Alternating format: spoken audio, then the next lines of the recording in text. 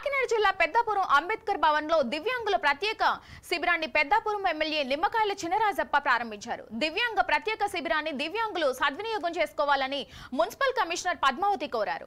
ఈ కార్యక్రమంలో పెద్దాపురం మాజీ మున్సిపల్ చైర్మన్ రాజా సూరిబాబురాజు, తెలుగుదేశం నాయకులు పాల్గొన్నారు.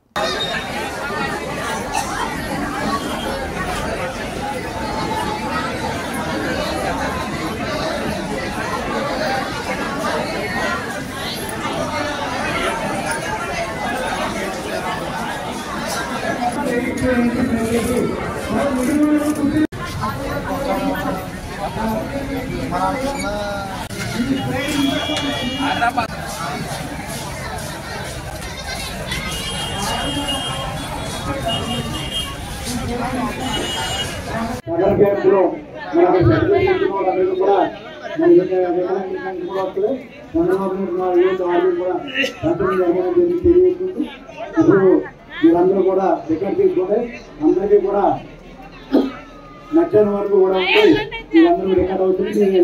కోరుకుంటే రావడం లైన్ ఉంటే